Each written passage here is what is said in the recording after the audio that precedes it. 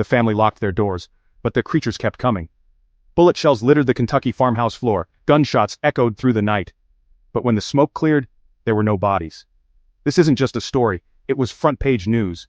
Police investigated. Officers found bullet holes, shotgun shells, evidence of a fight.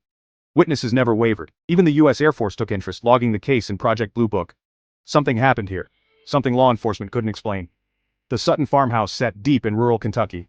No phone, no way to call for help. In 1955, if something came for you in the night, you faced it alone.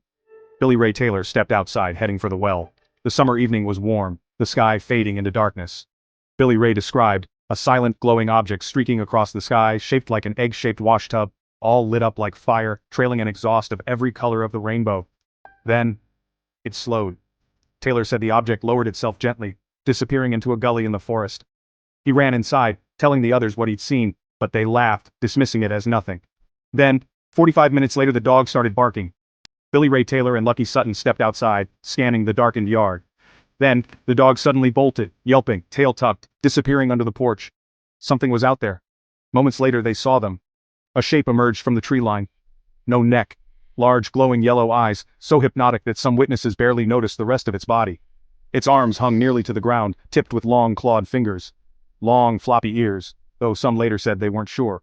The eyes were too mesmerizing. It walked awkwardly, like wading through water, its legs barely bent, almost as if they weren't meant for movement at all. Was it made of metal, or wearing a silver suit? Miss Langford later described it as a 5-gallon gasoline can with a head on top and little legs. Billy Ray and Lucky watched, frozen. Then they ran inside and grabbed their guns. The creature came closer, its glowing eyes locked onto them. They fired, direct hits. A shotgun blast struck one square in the chest. It tumbled, flipping head over heels into the weeds. But when they looked closer, it was already rising. The bullets hadn't torn through, it was like they hit solid metal. Each shot echoed with a sharp ping, like bullets ricocheting off tin cans. The creatures scratched at the walls, peered through windows, and circled the house, relentless. Terrified, the family fled to the police station, desperate for help. Authorities were skeptical, until they arrived. They found bullet holes in the farmhouse, shotgun shells covering the ground.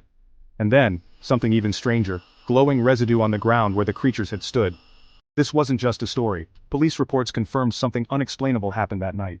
Even the officers weren't immune to the fear in the air. As they investigated, someone accidentally stepped on a cat's tail, and in an instant, guns were drawn. One officer later admitted, "You'll never see that many guns unholstered in your life." If this was a prank, why were even the police on edge?